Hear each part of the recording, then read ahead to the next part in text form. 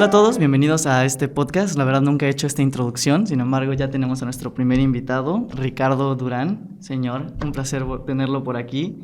Y como les comentaba, este podcast como tal es un podcast de negocios, pero no específicamente vamos a traer siempre empresarios, como es en este caso, o personas que se dediquen a negocios de gran escala, sino también todo tipo de emprendedores y toda la gente relacionada que pueda llevar su vida a través de el emprendimiento, las empresas, los negocios y diversas áreas. El día de hoy les quise traer una persona que para mí es bastante importante porque siento que a lo largo de toda la vida siempre tenemos mentores, que es muy importante. O sea, a veces en cada etapa que va de nuestra vida tenemos mentores y en este caso la persona que actualmente considero uno de mis principales mentores es el señor que está aquí, que es Ricardo Durán.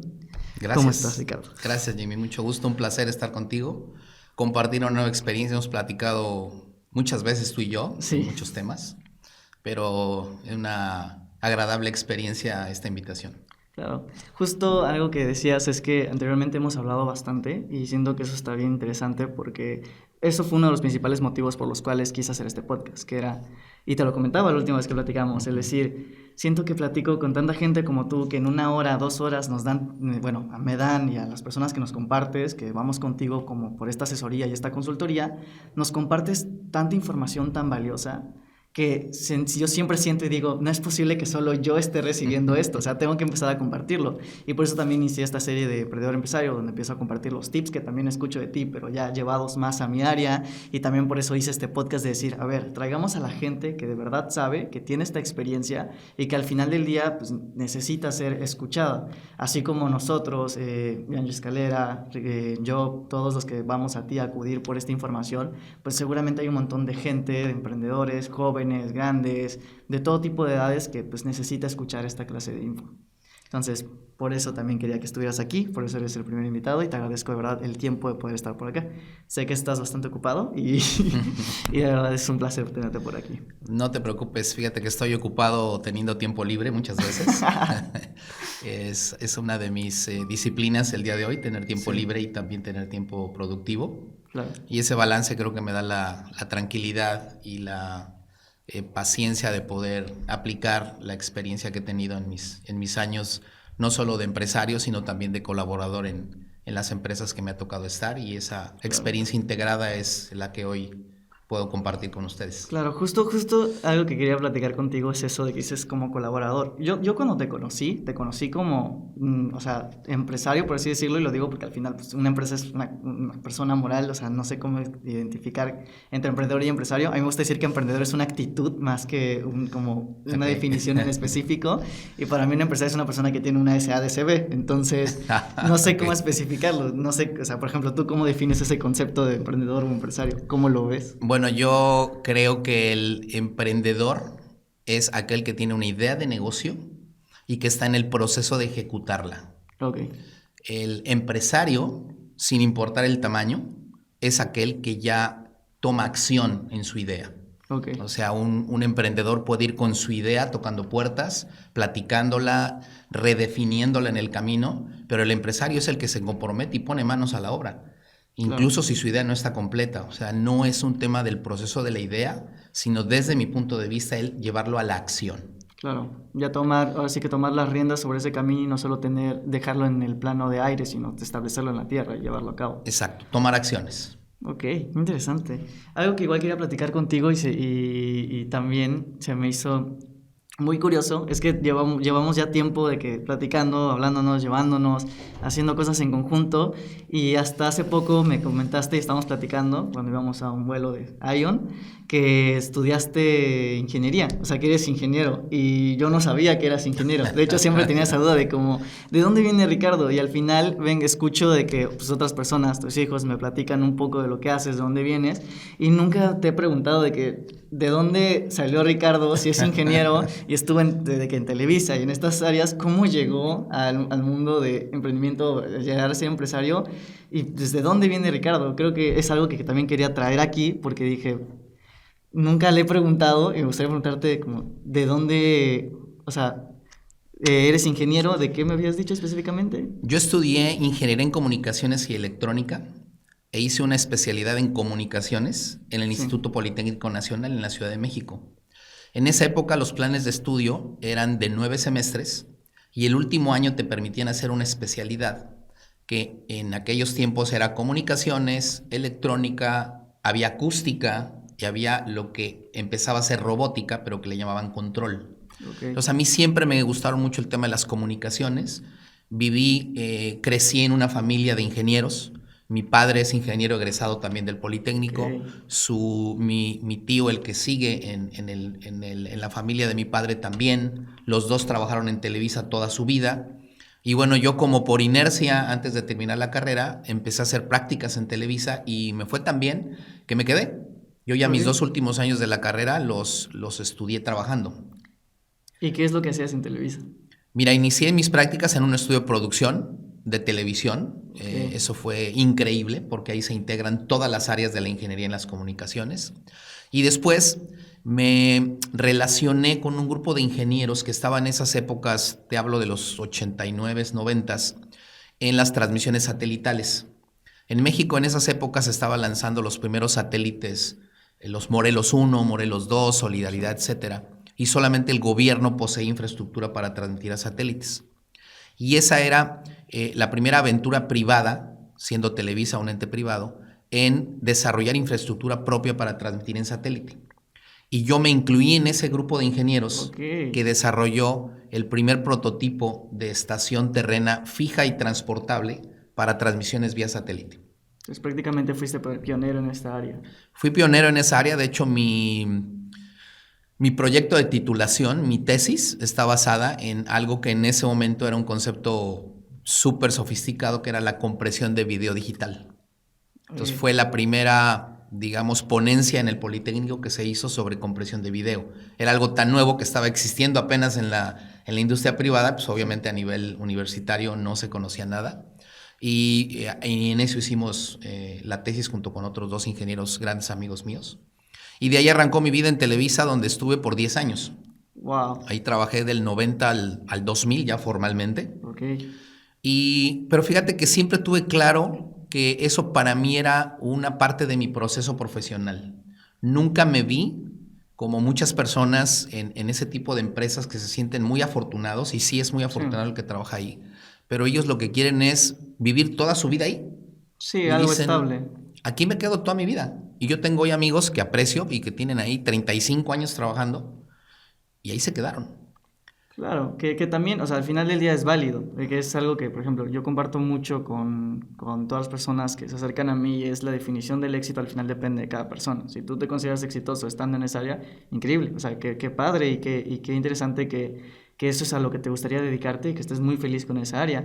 Pero hay otras personas un poquito más deschavetadas, como tu servidor o como incluso tú mismo, que dicen, ¿sabes qué? Yo quiero algo más allá o más complejo de eso. ¿En qué momento llega esa etapa o ese cuestionamiento a Ricardo? O como dices, ya sabías, pero ¿en qué momento sabes a dónde tenías que ir o que ya era momento de ir hacia otra parte? Mira, algo que vino a moverme fue el nacimiento de mi primer hijo, por ahí del 97. Yo trabajando a full en Televisa, viajando por todos lados. Me toma un año nuevo, imagínate, viajando a, no sé, muy lejos de casa. Claro. Y volteo en la ventanilla del avión y digo, ¿qué estoy haciendo aquí? Sí. ¿No? Digo, está mi hijo en casa, está mi esposa, están solos. Y creo que ese fue un detonador muy importante, ya el tener integrada la familia con mi esposa y mi primer hijo. Y ahí es donde empiezo la búsqueda. Y yo tenía como siguiente paso la meta, porque afortunadamente he tenido la oportunidad de ir planeando un poco mis siguientes pasos. Claro. Y yo tenía una inquietud importante de ir a trabajar a una empresa fuera de México. Eso para mí era como la meta o el siguiente paso en mi proceso para tomar más mundo en lo profesional. Okay. Si bien México es un excelente país para trabajar y si eres una excelente persona en lo profesional y en lo personal, seguramente te va bien. Pero siempre el trabajar fuera de México te abre un panorama muy diferente. Trabajar bajo otros criterios, bajo otros estándares. Y para mí, en el año 2000, poder salir de Televisa y enrolarme en una empresa basada en Estados Unidos fue mi siguiente paso. O sea, en sí, o sea, yo Fíjate que yo creí que de ahí te pasaste a Cancún, o no sé cómo llegaste a Cancún. Ya me dio más curiosidad saber cómo fue todo el proceso. Pero entonces, o sea, de México saltaste a ir al extranjero y trabajar directamente en Estados Unidos. Es correcto. ¿Fuiste solo o fue con toda la familia directamente? Fíjate que era un tema compartido, no tuve que mudar a la familia, sino más bien yo me movía por temporadas a trabajar a la Florida y al norte de Estados Unidos, donde estaban basadas las fábricas de esta empresa. Esta empresa es la fabricante más grande en el mundo de transmisores de radio y televisión. Los transmisores que se usan en las ciudades para que tú y yo escuchemos el radio en el auto, ellos son los fabricantes más grandes de transmisores en el planeta. Entonces, pues obviamente yo con el área de comunicaciones desarrollada, pues caí perfecto, pero caí en el área de ingeniería. O sea, el primer puesto al que llegué fue de un ingeniero de preventa. O sea, yo diseñaba las propuestas que se le presentaban a los clientes desde la parte técnica. Claro. Yo veía especificaciones, coberturas. Yo me encargaba que la propuesta cumpliera el requerimiento técnico del cliente. Claro. Eso fue mi primer año. En el segundo año, la persona que era responsable de lo comercial la dan de baja por alguna razón y me ofrecen a mí quedarme con la parte comercial. Entonces, el segundo año yo me hago cargo de la parte comercial y ahí es donde empiezo a vender. Creo que ahí es el toque de magia en mi proceso, en donde dice, tú eres un buen vendedor. Y empecé a vender cosas muy interesantes, proyectos gigantescos en México y en la región. Claro. Y mi panorama explotó. O sea, de yo poder ver mi escenario en México, empecé a trabajar en Estados Unidos y de ahí empecé a viajar prácticamente a todo el continente porque me encargaba de los clientes de la mitad del continente. Yo me compartía el continente, o sea, Latinoamérica, me lo compartía con otro ingeniero. Que curiosamente, fíjate, era un ingeniero colombiano también, haciéndonos cargo de las ventas, porque eran ventas muy técnicas. Entonces se justificaba. Sí, claro. Pero creo que ahí fue el primer toque en la parte de ventas y ahí estuve mi segundo año. El cambio de esa empresa de Estados Unidos a Cancún, que es lo que tú ya seguramente te imaginas, que tengo acá un poco más de 20 años, curiosamente lo da un hecho pues fuera de todo mi control, que fue el hecho o el suceso de las Torres Gemelas en Nueva York. Sí. Esta empresa tenía contratos muy importantes con el gobierno americano a nivel de seguridad. Ellos diseñaban sus sistemas de control de acceso, digamos, de datos, lo que eran los firewalls y muchos softwares le diseñaban al gobierno. Entonces, cuando viene el atentado, es una de las empresas que se les notifica para que tomen precauciones porque pueden ser vulnerables a futuros ataques.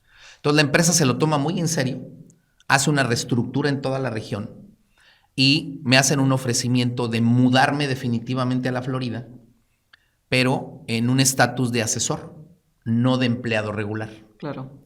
Y entonces ahí yo ya con mi segundo hijo ya nacido, dije, no, yo creo que no es lo mejor. El nivel de vida que iba yo a tener en Estados Unidos, ese nivel de incertidumbre, no me iba a hacer sentir bien. Y les dije, no, gracias. Negocié un excelente convenio de salida y con eso nos venimos a Cancún.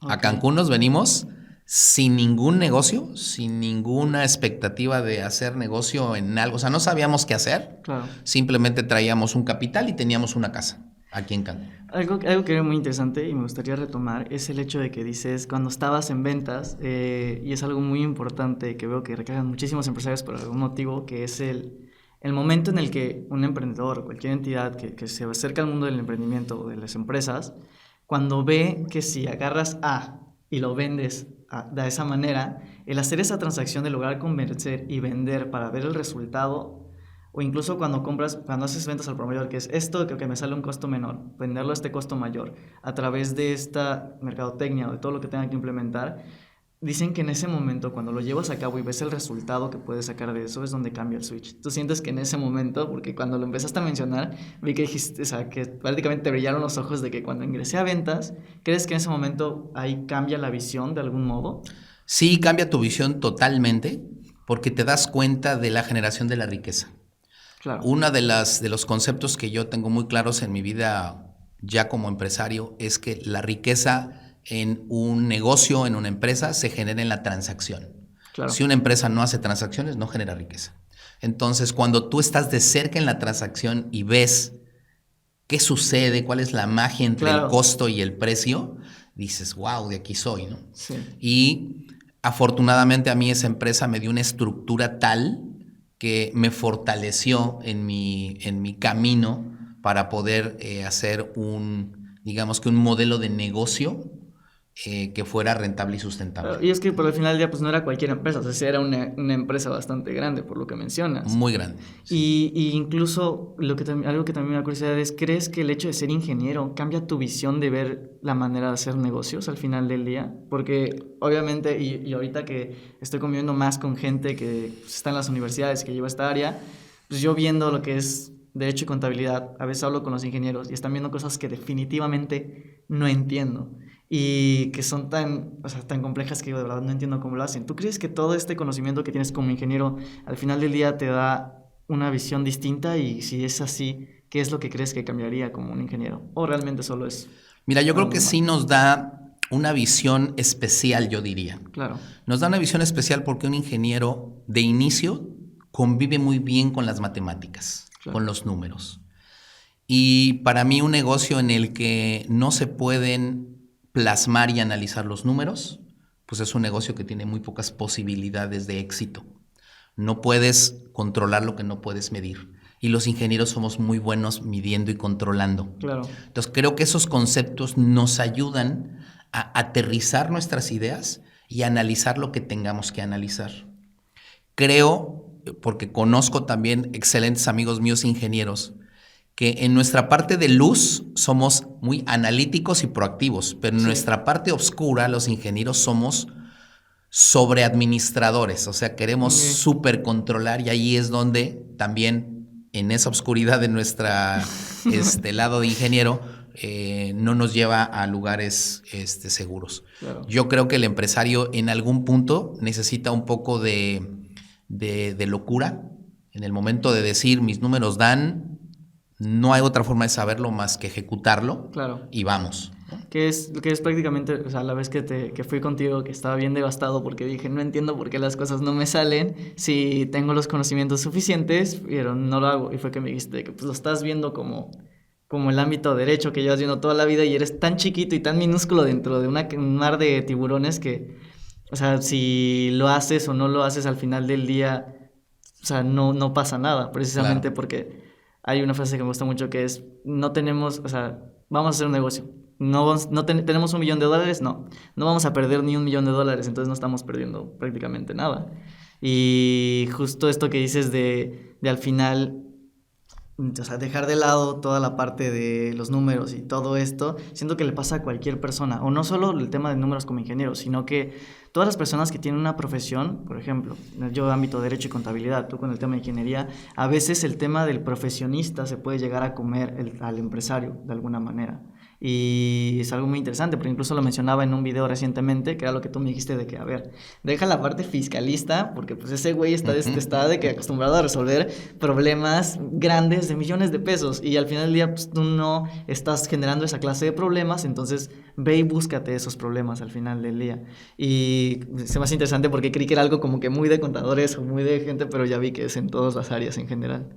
Sí, así es. Es parte del atrevimiento. Claro. Y yo creo que en el atrevimiento es donde el emprendedor se convierte en empresario. Claro. Veo muchos emprendedores que sí tienen esa capacidad de comunicar su idea de libertad, pero siempre están buscando como un último checklist, una última validación para pasar a la acción. Y yo creo que si logramos ayudar en ese proceso a que el emprendedor se atreva a la acción, vamos a lograr muchos más casos de éxito.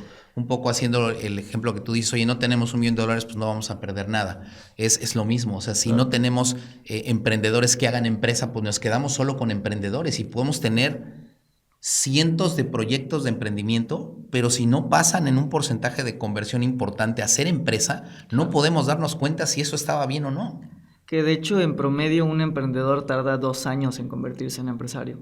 Y en 2 años el 80% deja todo el proyecto. Ese es el porcentaje actual de México en esa área. Sí. ahí ya estamos hablando del proceso ya ejecutado. Claro, ¿no? sí. Fíjate, una conversión ya ejecutada, pero cuántas personas con una idea para emprender toman la primera acción? Claro. En la semana tuve una asesoría con un ingeniero que conocí hace 10, 12 años, aquí ya en Cancún. Es una persona de 40 y tantos años. Claro. Y su speech de entrada fue, dice, ingeniero, vengo a asesoría contigo porque traigo una idea hace 2 años dándome vueltas en la cabeza. Yo le dije, 2 años. ¿Y qué ha pasado en esos 2 años? Sí. Nada. O sea, la retomo, la dejo, la retomo, la dejo. Entonces, ese es como que la parte de que no hay una estructura clara para decir, emprendedor, ¿dónde acaba la línea del emprendedor? Tomar la primera acción, porque si no estás solo en la idea. Claro, y es que incluso me recuerda mucho el tema de la disciplina. Mucha gente me dice que, oye, hace poco una amiga publicó de que de verdad hay gente que se levanta a las 5:30 por gusto, y yo le puse de que yo me levanto todos los días a las 5:30 por gusto, porque me gusta tener esta disciplina de hacer tantas cosas y tener tantas reglas, porque al final del día, incluso en el tema de artistas siempre dicen que la creatividad te agarre trabajando, y al final del día, pues como emprendedor también siento que eso es algo muy importante. El hacer acciones y cometer estos errores, al final del día, mientras más errores cometas, tienes más probabilidades de que se convierta en un éxito. Tienes más probabilidades de atinarle y tener esta posibilidad de realmente hacerlo. Y todas las personas que no lo intentan, pues nada más se quedan en esto, en lo que dices, en el hubiera, y eso tampoco está chido, porque al final no aprendemos nada de... Incluso cuando tenemos un caso de éxito, no se aprende tanto del éxito como que se aprende del fracaso, porque al final del día, si haces algo bien a la primera, digamos, e intentas replicarlo en la segunda, probablemente te vaya mal, y si cometes varios errores antes, pues vas a tener muchísima más experiencia de cómo no hacerlo al final del día. Entonces, retomando la plática que me estás diciendo, llegas a Cancún en... Llego a Cancún en el 2002. Ok. Con esta idea de pues, mudar a la familia, cambiar la vida. También nosotros ya en Ciudad de México ya era un tema no sostenible, no nos gustaba la ciudad, empezamos a tener problemas de salud con el tema de la contaminación. Sí.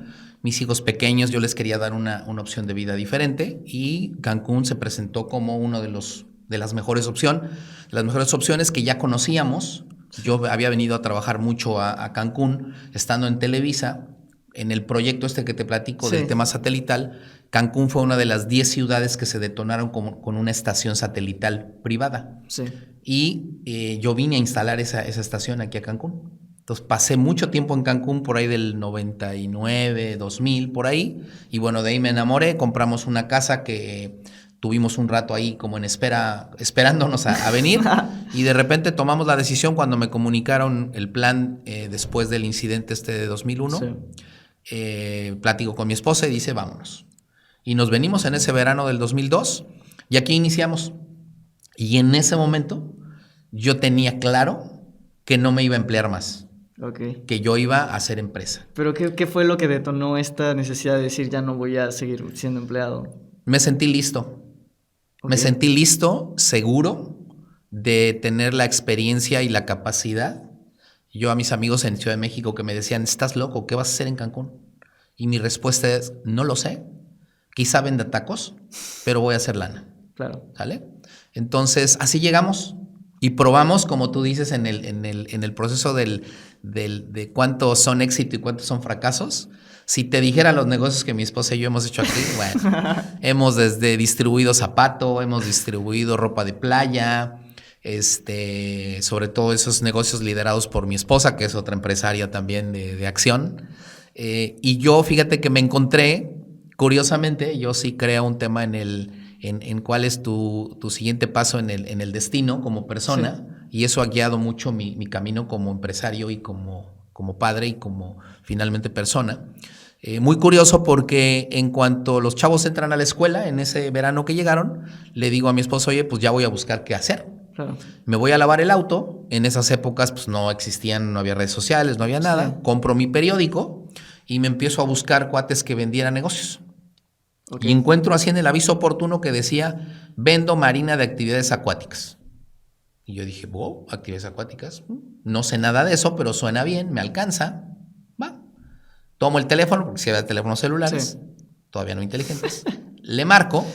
y suena en la mesa de atrás, yo estaba en la espera de lavado de autos y suena el cuate de al lado su celular.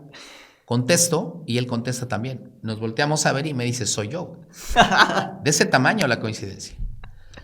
Y le digo, oye, es que tú estás vendiendo. Sí, yo estoy vendiendo. Dice, si quieres, ahorita acabamos de lavar los autos y te llevo a que veas el lugar. No, es que estoy pensando, o sea, güey, suena bien, bien irreal el hecho de que antes la gente anunciaba sus negocios en el periódico. No, bueno, anunciaba todo. Ajá, o sea, sí, pero es que, o sea, güey, o sea, al día de hoy, ¿quién te vende un negocio a través de...? Es que no había otra forma. No había otra forma. Okay. Ahí te va. La oficina de aviso oportuno del Novedades Quintana Roo Sí. hacía fila a la calle para que tú pusieras un anuncio.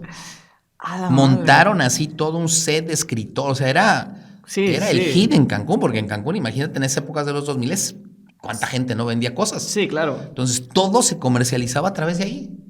Entonces, hacías fila para ir a poner un anuncio y te costaba por palabra. Sí, o sea, la vitalidad de los periódicos era... Yo ponía anuncios de 300, 400 pesos por 3 días. Wow. ¿Y cuántas personas lo leían? Pero bueno, así llegué a ese negocio. Sí. Y yo sin saber nada del tema acuático, este cuate llegó, me empezó a explicar y te explico, motos acuáticas, veleros, kayaks, y yo no sabía nada de agua. Claro. A los 10 minutos el cuate se dio cuenta y me dijo, ¿no sabes nada de este negocio? Le digo, no. Dice, no te preocupes, te voy a dejar a todo mi personal. Ok. Dije, guau, órale, me late. Y ahí fue, donde platiqué con mi esposa y dijimos, va. Era un negocio que cumplía, obviamente analicé los números, Sí. la parte legal, pero cumplía con algo bien importante que yo necesitaba en ese momento. Yo necesitaba un negocio que no necesitara ser acreditado, Ok. porque no tenía tiempo para la curva de incremento en los ingresos. Yo Claro. necesitaba comprar un negocio Que te diera que ya. inmediatamente me diera flujo para vivir.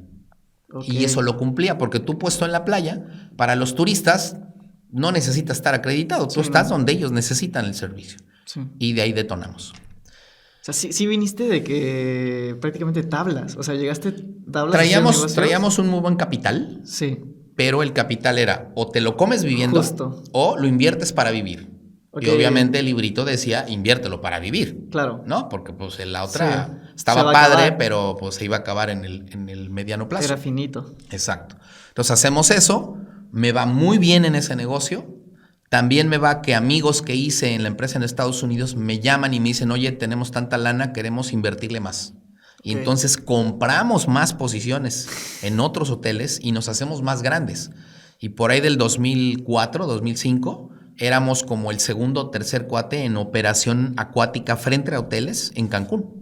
Ok. Llegamos a tener 40 motos, teníamos 10, 12 kayaks, o sea, éramos una operación grande. Sí. En donde teníamos camionetas encargados, distribuíamos gasolina, o sea, éramos una operación. Sí. Y ahí me metí, imagínate, de venir de Estados Unidos, de un ambiente súper corporativo, me metí casi 4 años a la playa. Ok. Mi oficina era una palapa en la playa, de short, Wow. descalzo, mi playera y a supervisar chavos, a corte, llevarlos, traerlos, ver trámites con la autoridad. Y ahí fue cuando Claro. realmente ya toqué la empresa como, digamos, ya a gran escala en lo personal. Claro. Porque ya tenía un negocio, tenía socios, Estaba tenía funcionando. exacto, un negocio que operaba correctamente con todas las instancias locales que en ese momento nos regían. Y fue toda una aventura.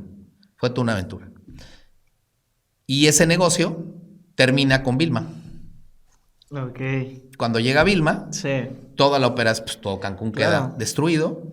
Ahí teníamos ya 2 líneas de negocio en la familia. Mi esposa había desarrollado el negocio de tiendas de ropa, de playa. Ok. Teníamos 5 tiendas de ropa y nosotros con toda la operación acuática. Ok. Todo eso en Vilma se destruyó. Claro, porque ya no había nadie que viniera a adquirir esos servicios. Y además, por ejemplo, el tema de las tiendas, una de las tiendas que teníamos con inventario desapareció. Ok. O sea, voló.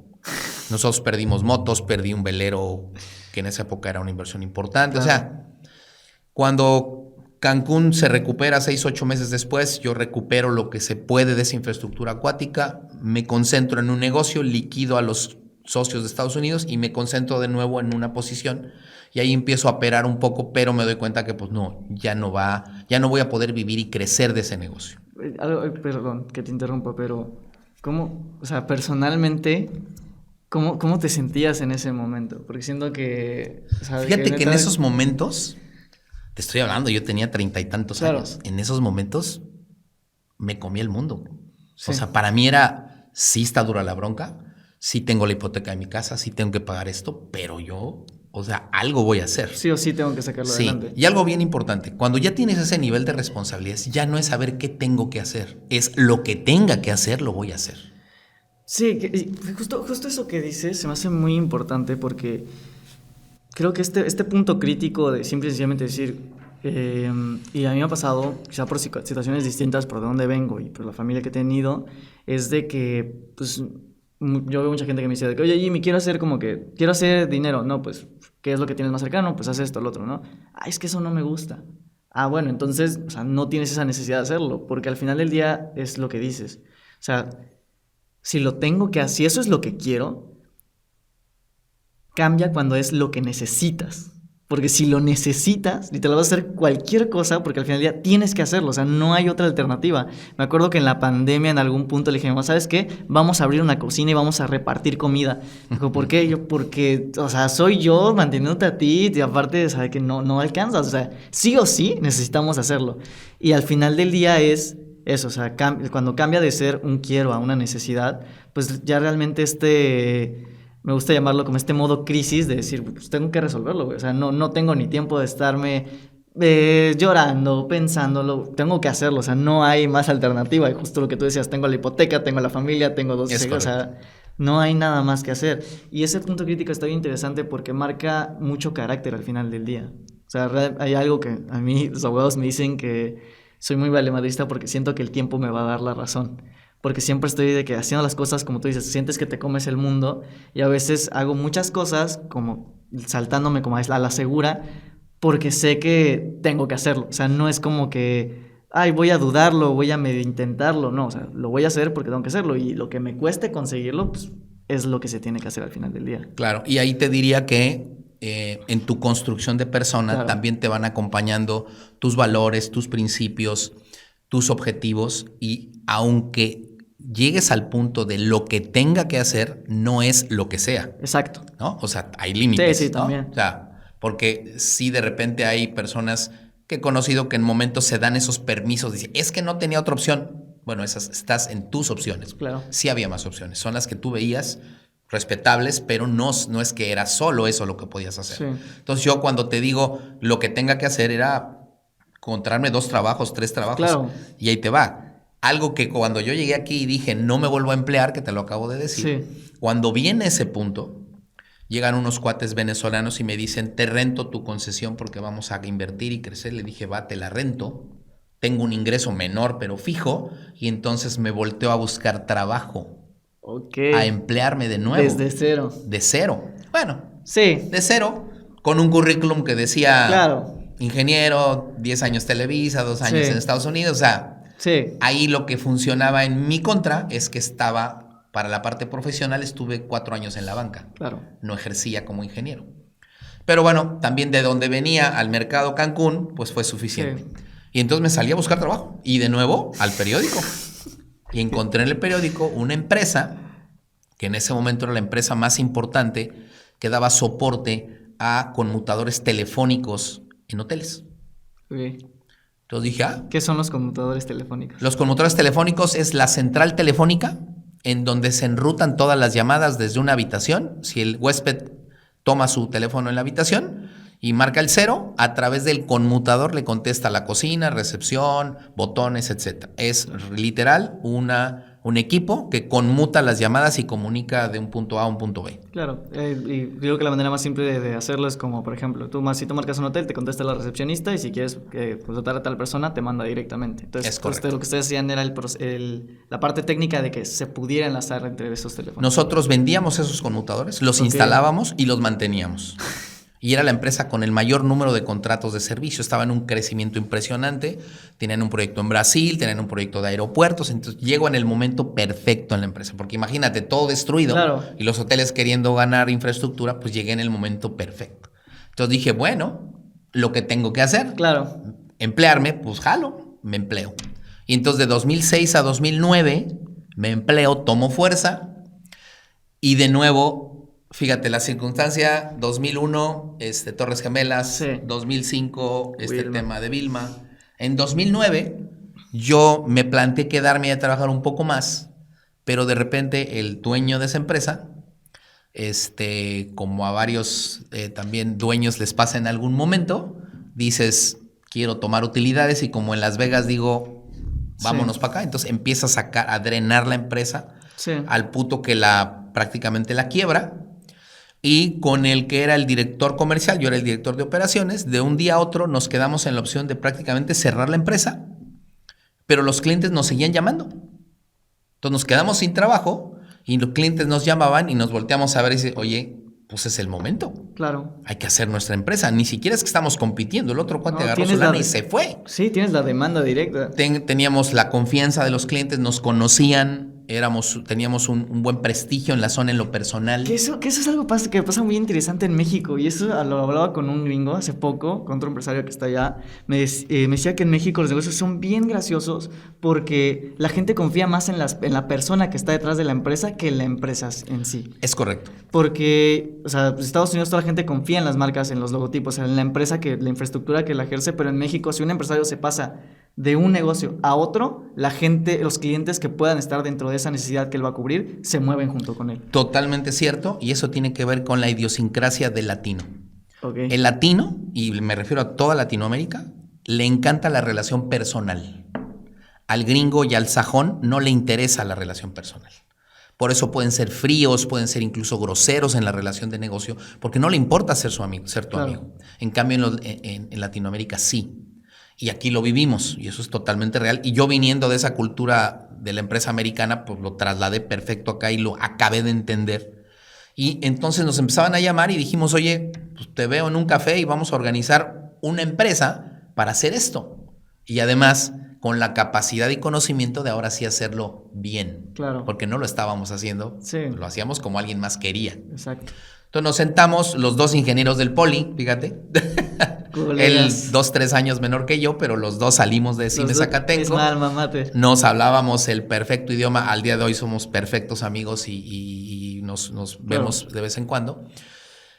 Y llega el punto en que en una mesita así dijimos, oye, pues no tenemos dinero. Otra vez, un empresario, acuérdate, nunca es pobre, simplemente está quebrado. Sí. Entonces, oye, no tenemos lana, no tenemos nada que perder, tenemos familias, hay que levantar esto, ¿ok? ¿Dónde hacemos negocio? Pues mi mamá, su mamá de él, le acaban de dar una casa allá chiquita, medio lejos, por lo que eran las torres, pero antes de las torres no había nada, y no la presta. Y que a cambio de la renta le vayamos equipando su casa. O sea, aire, dije, pues vamos. Y empezamos ahí a caminar. Y la gente que se quedó sin trabajo de esa otra empresa, que éramos nosotros sus jefes, nos empezaron a buscar y entonces nos empezamos a traer poco a poco a esas personas. Hasta que empezamos a armar esa empresa en 2009. Fue como un traspaso. Fue como un traspaso que el costo fueron pues la lana que nunca nos pagaron. Y de ahí arrancamos en 2009. Ya con una visión mucho más estructurada del negocio, una visión internacional, porque inmediatamente a los 2 años abrimos oficina en Estados Unidos. Ya éramos una empresa binacional con carga fiscal en Estados Unidos, carga fiscal en México. O sea, una operación muy padre que hicimos a partir de 2009. ¿Y por qué decidieron hacerlo también en Estados Unidos? Ahí te va. El principal producto que nosotros comprábamos para los proyectos eran los conmutadores y los teléfonos de habitación. El teléfono es especial que va dentro de una habitación. Es un teléfono con características únicas. Y los fabricantes distribuían en Estados Unidos. Si tú como empresa mexicana le compras a una empresa de esas, te mandan una lista de precio internacional a otros precios. Y a eso le agregas el impuesto de importación y el traslado y ya llegas a un costo X y tú tienes que vender a un precio Y. Haciendo el scouting en Estados Unidos dijimos, oye, fabricante, ¿y si yo te compro como empresa en Estados Unidos? No, pues ahí entras a la lista doméstica. 20-30% abajo. Dijimos, cuate, ese es el... Oye, ¿y nadie te compra? No, no hay nadie en México que tenga una empresa aquí para hacer eso. De aquí somos. Entonces, 2011 me fui a Estados Unidos a contactar personas. Fuimos a Florida. Excelentes coincidencias de nuevo. Llegamos al consulado de mexicanos en Miami. Ahí encontré un excelente contador que había vivido en Ciudad de México, o sea, mexicano también. Y él nos ayudó a todo. Y en 2011 abrimos la empresa en Estados Unidos para completar este modelo de comercialización hacia México. Y en el camino nos dimos cuenta que también era más barato vender proyectos en Caribe, Centroamérica y Sudamérica, exportando desde Florida que exportando desde México. Claro. Entonces, esa tenía una doble función. Esa empresa en Estados Unidos exportaba para la empresa en México y exportaba para los proyectos de los clientes en el resto de la región. Okay. Y ese modelo fue tan disruptivo en ese momento que nos convertimos en menos de 2 años en el distribuidor número 1 de teléfonos hoteleros en América fuera de Estados Unidos. Okay. O sea, en Estados Unidos solo 2 o 3 empresas vendían más teléfonos que nosotros. Y cuando te digo más teléfonos es que tuvimos años donde trajimos para la zona entre 20 y 25 mil teléfonos al año. O sea, ese era el volumen de carga que manejábamos y de volumen que distribuíamos. Sí. Entonces fue una aventura extraordinaria. Ahí fue, yo creo, donde ya terminé de colocar todos mis conocimientos y uní la parte de la estructura en México, del negocio en Estados Unidos, de mis contactos en Florida que venían de la empresa en Estados Unidos. O sea, uní muchas cosas en ese proyecto y por eso lo pudimos detonar a esa velocidad y se mantuvo prácticamente hasta que yo lo dejé en el 2018. Digamos que yo lo entregué en esos términos de productividad y ya a partir del 2018 pues ya me desligué de esa empresa, que también es otro aprendizaje como empresario, saber en qué momento soltar. 2 decisiones, en qué momento cierro la cortina cuando no hay más que hacer y en qué momento salirte del negocio para irte a otros. Eso también se vale. Yo he escuchado a muchos colegas empresarios que respeto y admiro, porque como tú bien dices, cada quien vive su proceso, en donde dicen, este es como mi hijo y con él hasta donde llegue, o sea, casi me lo llevo a la tumba. Yo no creo en eso. Yo creo en procesos mucho más cortos, en donde tú vayas ejecutando mejores estrategias, pero siendo un poco más libre cada vez. Sí, y al final todo converge, que era lo que hace poco me decías, de rechazaste este negocio, pero pues, de todos modos, o sea, si no es, no es. Y al final del día, si va a llegar, pues va a llegar. Así es. Y llegan, o sea, ya con la poca experiencia que tengo es que sí llegan. O sea, al final del día las cosas se te ponen enfrente tarde o temprano. Así es. Y estas circunstancias que me han ido siguiendo en la parte profesional, con esta empresa cuando llega el 2018... Fíjate que no hay un elemento externo que me haga tomar esa decisión, sino en ese momento la decisión la tomo yo, viene de mí. En ese momento yo teníamos casi 20 colaboradores, a veces crecíamos subcontratados a 50, 60 en el Caribe. O sea, era una operación muy demandante y yo ya llegué a un punto en que dije, ya, no más. Hablo con el que era mi socio. Llega un punto en el que también decidimos que él no estuviera en la empresa y él se fue a hacer sus cosas y yo me quedé a cargo de la empresa. Y llega un punto en el que le dije, oye, ¿por qué no te vienes ahora tú a operar y yo me salgo de la empresa? Tal cual como ceder el puesto. Exacto, ceder la dirección general. Y me dijo, va, tengo pausa en mis proyectos. Y pues con gusto. Pero como era una operación ya complicada en el sentido de una empresa en Estados Unidos, una empresa en México, contratos, etcétera, pues no era fácil como de, oye, ahí te dejo a cargo, ¿no? Sí. Entonces definimos un proceso muy claro de una sucesión en el puesto. Entonces gradualmente le fui entregando de septiembre a diciembre de ese año 2018, le fui entregando todas las conceptos importantes de la compañía. Sí. Y en ese proceso de evaluar, estando en un Starbucks así de, oye, mira, aquí está, este es el tema, esto es lo que sigue por entregarte. De verdad, me llegó así viéndolo y dije, oye, ¿y si en lugar de cederte la dirección general, te vendo mi parte y te quedas con todo? Porque yo quiero hacer otras cosas. O sea, lo que tú querías era ya deslindarte completamente. Sí, o sea, en ese momento así dije, mejor me voy.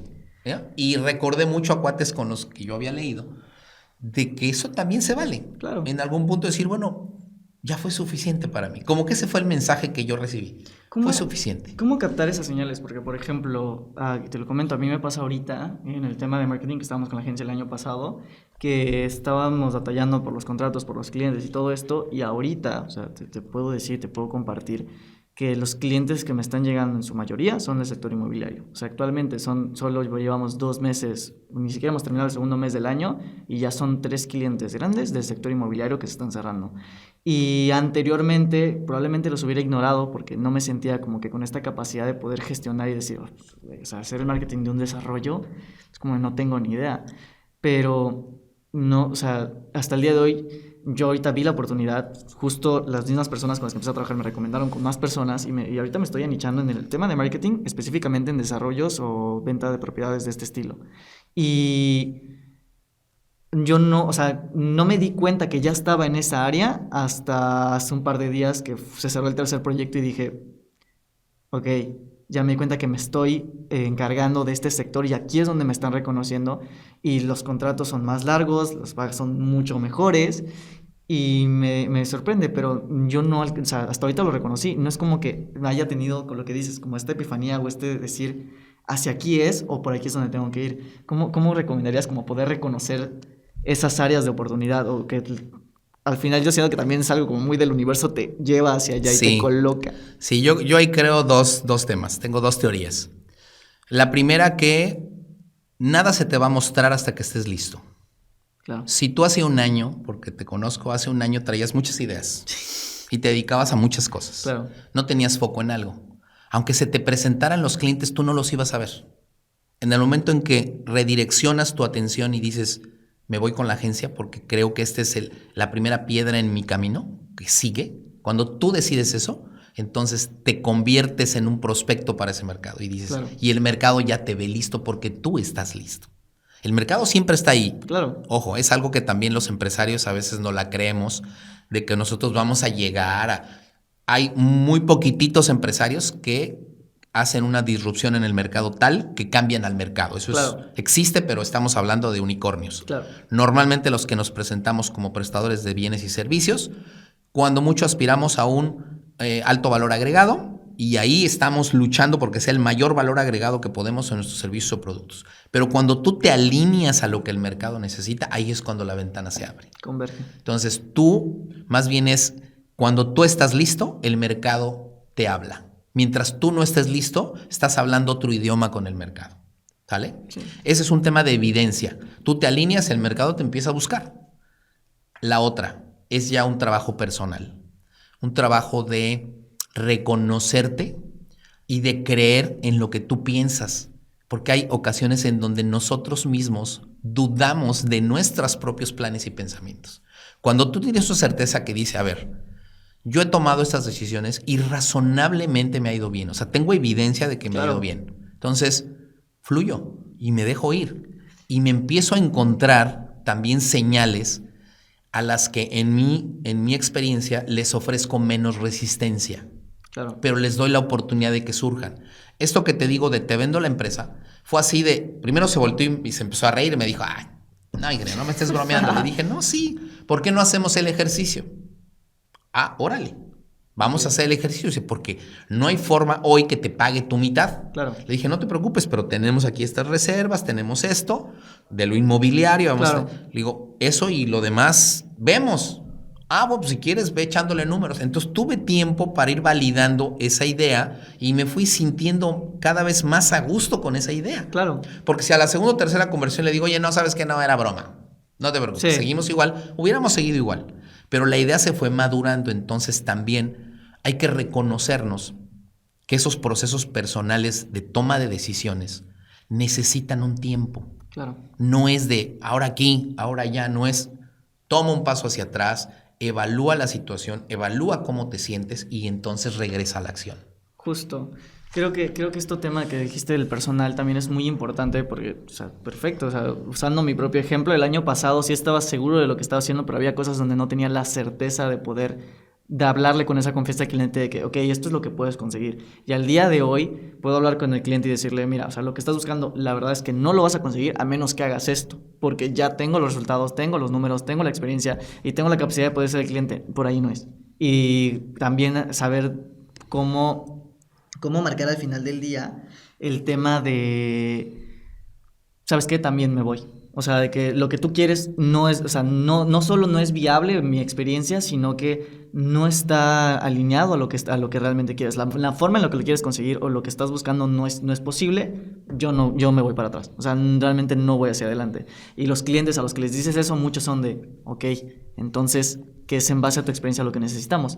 Y una vez que se los presentan, pues se dan cuenta de que, no sé si se dan cuenta de que tienes razón, pero confían en eso que realmente le estás diciendo, porque al final del día estás seguro de lo que le estás ofreciendo. O sea, realmente tienes esta experiencia, y si no tienes el lado personal del servicio que estás ofreciendo para poder tener esta confianza de realmente decirle al cliente lo que es o lo que no puede ser, pues no existe esta sinergia de lo que le estás ofreciendo y que te diga que sí y que puedas crecer en ese mercado. Es correcto. Y yo creo que como empresario y a cargo del negocio, tú siendo el responsable, tú vas a decir muchos sís. Es muy fácil decir que sí. Lo complicado es aprender a decir no. Claro. Con elegancia. Decirle, no, cliente, por esto, por estas son mis razones, o simplemente no quiero hacer negocio contigo. También hay que tener ese feeling para saber de qué negocios retirarnos. Claro. Yo a lo largo del tiempo, aquí que conozco a todas las cadenas hoteleras, tenía yo identificadas con cuáles no trabajar. Sí. Incluso me decían, oye, ingeniero, pero es que ¿quién me va a vender entonces esto? No te preocupes, yo te digo quién te lo va a vender. Sí. Porque son los clientes que quieres en la competencia, güey. Claro. Son cuates que son una complicación para la empresa. Entonces, te quiero en otro lado. O sea, no por decirte que sí o por solo que mi ego diga una cadena más, ¿no? Claro. Sé que es un problema. Me retiro y me enfoco en donde realmente sé que mi empresa va a ser rentable y sustentable. Y es que incluso lo que dices de al final son negocios, que es como esta parte cruda. Hace poco estaba haciendo un trato con una persona, con una mujer que se dedica a real estate, muy buena emprendedora, se ve que tiene bastante energía, pero al final del día no se hizo el negocio y como que estaba nerviosa, y le dije, no te preocupes, o sea, son negocios, o sea, tú me caes a toda madre, o sea, me caes increíble, podemos seguir teniendo relación, pero en ámbitos de negocios pues no vamos a congeniar y pues tampoco pasa nada. Y siento que hay mucha gente que en el momento en el que le hacen feo al negocio o se tiran para atrás en algo de este estilo, se lo toman personal, y al final no es solo tú como persona, sino también la empresa que representas. Si tu empresa está mal, pero tú eres a toda madre, que es lo que hablamos también con el tema de contadores, pues güey, no es un tema contigo, es con la empresa que estás administrando. Así es. Sí, en los negocios nada es personal. Claro. Y que te diré que normalmente, no siempre, pero normalmente, las empresas reflejan la personalidad del empresario, claro, o de quien está a cargo. Sí. O sea, sí se deja ver quién está a cargo. Sí. ¿No? Una empresa que es muy ligerita en sus digamos, lineamientos de orden, pues es un reflejo de quien está a cargo, claro, quien sea.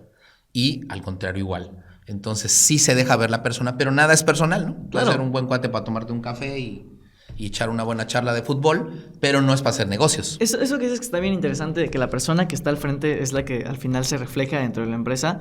El año pasado justo estaba la otra persona dirigiendo, y fue que como que se causaron todos estos problemas, y ahorita que estoy yo dirigiendo, incluso regresó una clienta que dijo que no quería trabajar con nosotros y hasta amenazó con demandar.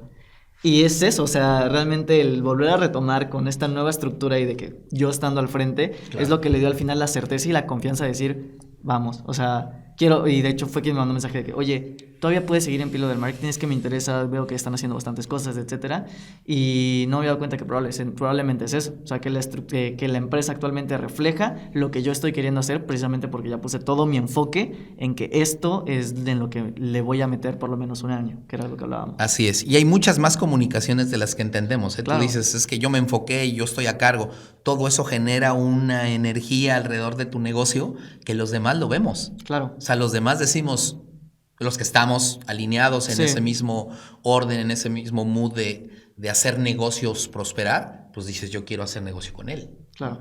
Mi vida me ha tocado decirle a muchos proveedores, no, gracias. Sí. ¿No? Porque no te alineas con lo que yo tengo como mi política de negocio, pero atrás está mi política personal. ¿No? Que es la que no debe haber esa congruencia. Claro. No puede haber un empresario, y es lo que pasa mucho en los países latinoamericanos, la empresa pobre y el empresario rico, ¿no? Sí. O sea, esa incongruencia no es sustentable en el paso del tiempo. Pero sí, qué bueno que ese tema del enfoque, tú hoy estés viviendo las bondades, Claro. porque te vas a dar crédito en el futuro a decir, si me enfoco, jala. Claro. Si no me enfoco, pues estoy Lo mandando que, ruido al mercado. lo que tú decías, si te enfocas a medias, vas a entregar un trabajo a medias al final del día. Y eso es Así lo que se va a reflejar en todo lo que estés haciendo. Sí. Entonces, vendes... Vendo la mitad de la empresa, llega ahí sí literal fue como un tema personal de decir bye. Sí. Ese año 2018 me suceden cosas padrísimas. Vendo la empresa y pues quién iba a decir que 13 meses después llega la pandemia.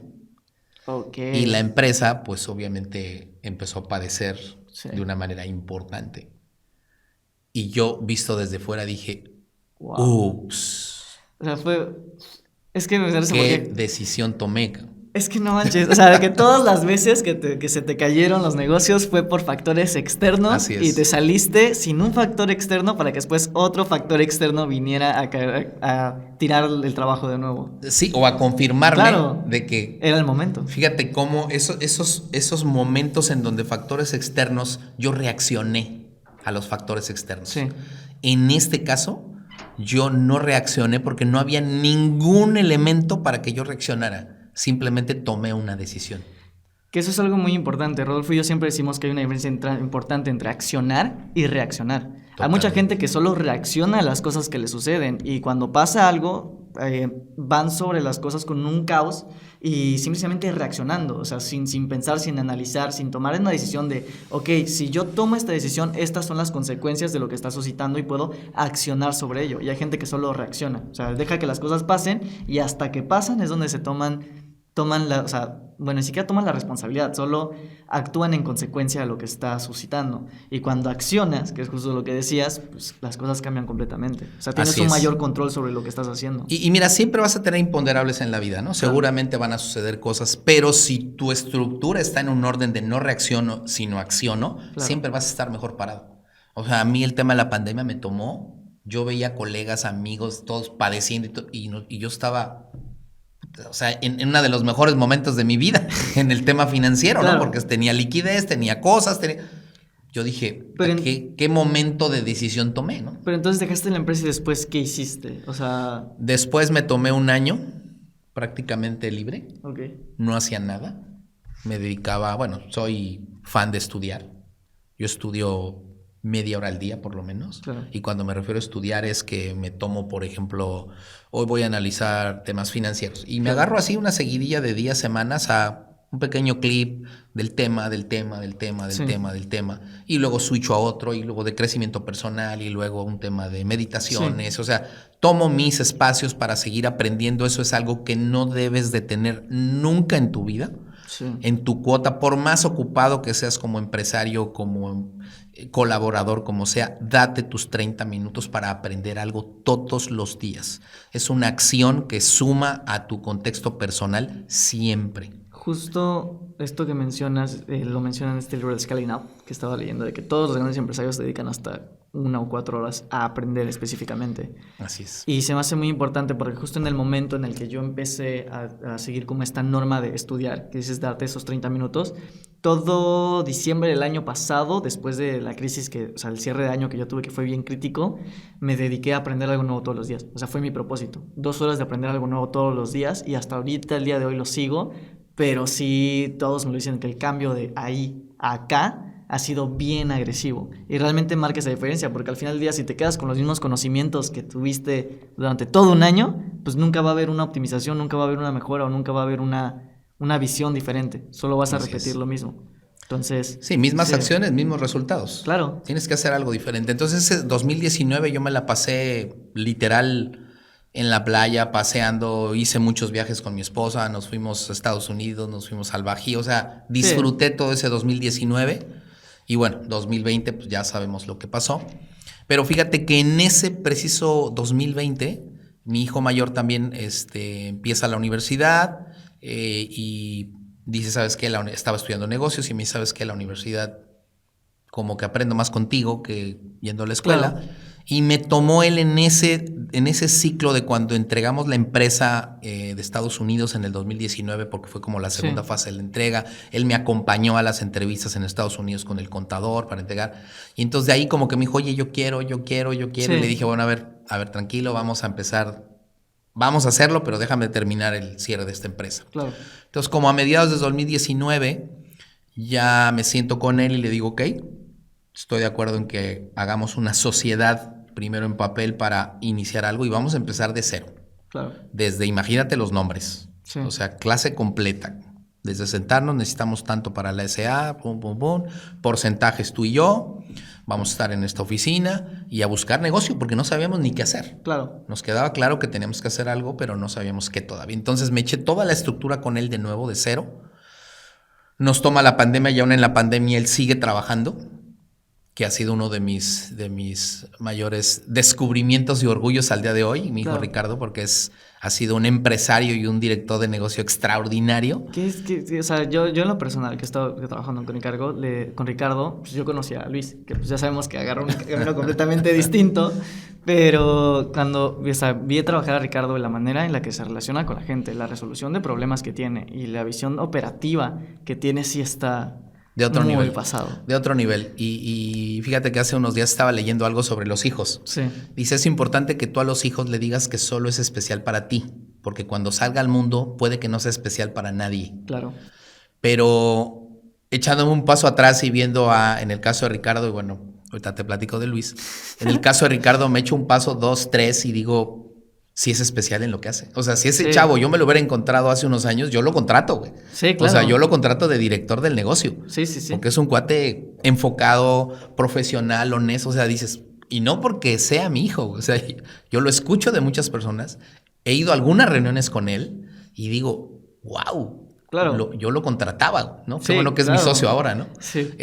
Pero bueno, se da todo ese crecimiento padrísimo del negocio que tuvimos. Le tocó a él situaciones, pues sí, complicadas de negociaciones con personas extranjeras. O sea, él ha vivido una universidad y una maestría en año y medio, 2 años. Es que justo eso se me hace bien importante porque, por ejemplo, yo ahorita ya voy a retomar contabilidad y derecho, pero al final del día, y abogados me lo han dicho de que, y cuando yo estaba en un despacho, me hablaban otros abogados para contratarme en su despacho y me decían de que, oye, vente con nosotros. Y dije, no, a mí confía esta gente primero en mí, yo me voy a quedar con ellos. Siempre he sido muy leal en esa parte, pero ellos me decían, es que te juro que tú tienes los conocimientos necesarios y te llevas de calle a varios abogados que al día de hoy trabajan con nosotros, pasantes egresados de la licenciatura, por el simple hecho de que tus mentores te llevaron a la práctica. Y te pusieron a práctica y sabes cómo ir a los juzgados, sabes hacer todo este tipo de trabajo que no cualquier abogado que se acaba de egresar conoce. ¿Por qué? Porque entre la teoría y la práctica, y más en el derecho en México, y en cualquier carrera de México, hay un mar inmenso. Así es. Y este hecho de decir, ¿sabes qué? Voy directo a la práctica, al final del día pues eso es como una escuela, o sea, realmente es una escuela. Al día de hoy te puedo asegurar que pues Ricardo no podría haber aprendido lo mismo estando en una universidad durante tanto tiempo que estando al lado de ti. No. Porque obviamente ves el mundo real, o sea, ves lo que realmente sucede entre una negociación, ves lo que realmente sucede en el ámbito legal, ves lo que realmente pasa. Y en la universidad pues nada más te enfrentas a escenarios hipotéticos. Y en muchas de las ocasiones irreales. Exacto. Sí. Ya el caso hipotético del libro se quedó muy atrás de la realidad. Y algo también bien importante, fíjate que algo que un empresario a veces adolece es de darse cuenta en lo que él no puede hacer. El empresario se da cuenta siempre de lo que puede hacer, pero se le queda en un lado oscuro de su retrovisor lo que no puede hacer. Entonces hay empresarios que dicen, oye, que no reconocen, oye, yo soy malísimo para la contabilidad y las finanzas. Sí. Necesito un cuate experto en... Claro. O sea, alguien que sepa. Y no, ellos dicen, no, yo tengo que hacer todo. Y el aceptar de, oye, eso yo no lo sé hacer, necesito a alguien, es un paso gigantesco. Leí un poco la historia de Walt Disney. Walt era un cuate creativo en los parques y decía, aquí vamos a hacer una montaña rusa. Pero, ¿qué crees? Que el cuate no era estructurado en absoluto. El éxito de Walt Disney es que al lado de él estaba su hermano Donald, que era el cuate que iba con la libretita anotando y decía, a ver, proveedor, toma medida, güey, ¿cuánto cuesta esa torre? ¿Cuánto cuesta esa? Y él era el que ejecutaba. Claro. ¿Te imaginas si él no lo hubiera tenido? Sí. ¿Qué hubiera sido de igual? No sé. Pero no hubiera logrado concretar los planes como los hizo. Entonces creo que es una experiencia de vida que refuerza que el empresario también tiene que ser muy, muy analítico consigo mismo y decir, oye, esto no le sé. Claro, y tengo saber cuándo que delegar. acercar. Y en esta experiencia con Ricardo, mi hijo, creo que él identificó, a lo mejor por la figura paternal, por lo que identificó que dijo, este cuate se hace cargo de los números. Yo no le entro a los números, yo me dedico a vender, a proyectar el negocio, a las relaciones, a operar en donde él brilla, pero no se preocupa por lo demás. Y ahí es donde yo también desde el principio le dije, oye, yo no quiero ir a andar viendo clientes, yo no quiero viajar, o sea, el que va a chambear duro eres tú. Claro. Yo te ayudo en la estructura. Y me dijo, bájalo. Entonces ha sido un ganar-ganar. Porque él brilla en lo que quiere y todo lo demás nada más me lo echa para atrás y yo lo cacho y lo estructuro y se lo devuelvo, ¿no? Claro. Oye, aquí está y lo voy como cuidando el negocio, ¿no? Oye, a ver, acá hagas esto, nada más no hagas esto, aquí sí hacemos esto, oye, sí hay cajas, sí hay impuestos. O sea, toda esa estructura que muchos empresarios, por estar vendiendo, no la hacen. Y entonces su negocio dice, chino, oye, no he pagado impuestos en 3 meses y mi contador no me habla, pues qué chido. No, o sea, no es así. No. ¿Sale? Entonces ha sido una relación de ganar-ganar. Y bueno, nos duró prácticamente par de años esa relación hasta que en el verano pasado ya así detonó a una empresa ya propia y con una visión mucho más clara de lo que queremos los dos del negocio. Y bueno, últimamente con Luis que se descubrió ante nosotros como experto en marketing y comunicación. Es que... y ahí es donde él viene a sumar esa última parte. Y bueno, es donde ya el equilibrio se mantiene. Que sí es muy interesante, por ejemplo, hablando de Luis, que es Luis Durán, director de Unidos MX, la organización de jóvenes más grande de la Riviera Maya. Cuando nosotros trabajamos con Luis en el tema de Unidos, siempre con Noshua, que también fundó la agencia, siempre decíamos, hay que contratar a Luis. De que Luis es muy bueno para hacer las ideas para esta parte, tú eres Jimmy, tú eres muy bueno para llevar los números, tú sabes hacer toda la parte legal, etcétera, shalala. Noshua tiene la parte creativa y todo esto, pero al final quien tiene las ideas bien innovadoras y que se saca de la nada es Luis. ¿Por qué? También porque se ha enfrentado a vender ideas y a vender cosas que para el resto del mundo son como de este güey. Porque, pues, o sea, como director de un EG les estás vendiendo algo muy diferente. Claro. Y obviamente si eso lo traspolas a un negocio o a un servicio completamente distinto, pues es muchísimo más fácil venderlo que las ideas que él estaba acostumbrado a vender. Y siempre dije de que hay que contratar a Luis, y ahora que lo veo como director creativo, a mí me da, o sea, hace poco hablábamos con Bianjo y con Luis cuando estaba explicando estrategias, lo que quería, y le dijo Bianjo algo que yo siempre había querido de Luis, que dice, güey, ojalá todos los clientes fueran como tú, güey. O sea, ojalá todos los clientes te exigieran lo que exigen, buscan lo que buscan. O sea, genuinamente estaría increíble que todas las personas con las que trabajamos tuvieran la visión y la experiencia y capacidad de lo que tú estás pidiendo. Porque nunca nos han solicitado un trabajo tan pulcro como tú. Pero es que es eso, o sea, realmente él tiene ese talento, y obviamente pues ya cuando lo pasa a otra área que no sean las ONGs o este tipo de servicios sociales, pues ya es completamente diferente. Entonces, qué cool. O sea, se me hace muy interesante porque yo conozco muchísimas familias, en las que el papá es empresario y los hijos nada más quiebran las empresas o se dedican a cosas completamente distintas. Y cuando los veo a ustedes converger, digo, wow, o sea, se me hace un caso de 1,000,000, porque sí se me hace bien. Sí, extraño. Fíjate que no es fácil. Yo te puedo dar mi experiencia desde mi trinchera de padre. No es fácil porque de entrada, pues tú has sido la autoridad siempre. Claro. ¿No? Entonces tú como de inicio te colocas como el que va a decidir. Y el ceder esa posición de poder o de colocar tu criterio ante los demás es bien difícil y tienes que estar muy seguro de que se lo estás dando a la persona no porque es tu hijo, porque también sucede mucho, ¿no? Claro. Es que es mi hijo, tú dale y tú vas a poder, chiquito lindo. No, o sea, te lo estoy cediendo porque tienes todo mi respeto para que lo hagas. Entonces, eso ha sido un ejercicio brutal para mí todo el año pasado, de ceder esa decisión en la responsabilidad. Y hoy en día el 80% de las decisiones que tengan que ver con el negocio los toma Ricardo. Claro. Solo. O sea, a mí solamente me dice, oye, hay que pagar esto, hay que comprar esto, hay que págale tanto a esto. O sea, en mí, si en algún punto pudiera haber algún cuestionamiento es simplemente que vaya en cuanto al plan del negocio, ¿no? Claro. Que es mi función como financiero, decirle, hey, director, aquí te saliste, ¿no? Esa es, pero mi chamba, no es mi función de padre. Ahí Claro. sí hemos logrado, con Separar. mucho trabajo de los dos, no fue fácil, tuvimos encontronazos obviamente en su momento, pero hoy en día te puedo decir que es una relación de mucho respeto, de admiración mutua a nuestra chamba. Yo no cuestiono su chamba como director de la empresa y él no cuestiona mi chamba como financiero, que eso es como debe funcionar. Y ahora con el tema de Luis, en donde nos viene a abrir un panorama que ni él ni yo conocíamos. Sí, eso. O sea, lo que sabe Luis del tema creativo y de redes, no lo saben, lo saben muy pocas personas. Entonces, cuando nos viene a abrir los ojos ahí, dijimos, chavos, sí te contratamos. Sí, es que ¿no? está bien interesante porque justo cómo convergen cada uno en un área completamente diferente, pero que al final hace la sinergia de que realmente pueda funcionar. Así es. Y eso no se ve en cualquier lado y pues no sé, o sea, te felicito no solo como empresario, sino como padre y como todas las cosas que has hecho, viéndolo desde un factor externo y también como una persona que al día de hoy está aprendiendo de ti de alguna manera. Pues ahora sí que es un orgullo poder trabajar con gente como tú y por eso que nos hayas acompañado el día de hoy. No, muchas gracias. Pues espero volver a traerte pronto, ahorita que... Cuando gustes. Me gusta haberte conocido ya que ya un poquito más a fondo, sí me daba muchísima curiosidad como saber todos estos temas que nos habías contado. Todavía creo que hay cosas que me gustaría platicar contigo, como el sector inmobiliario, que es algo que no tocamos. Entonces, yo creo que vas a ser un invitado recurrente, la verdad. Cuando gustes. Entonces, te agradezco mucho tu tiempo, Ricardo. De verdad, el que hayas estado aquí y que nos hayas compartido todo esto. Y pues espero verte pronto. Muy bien, te felicito por esta iniciativa y las veces que gustes aquí estaré.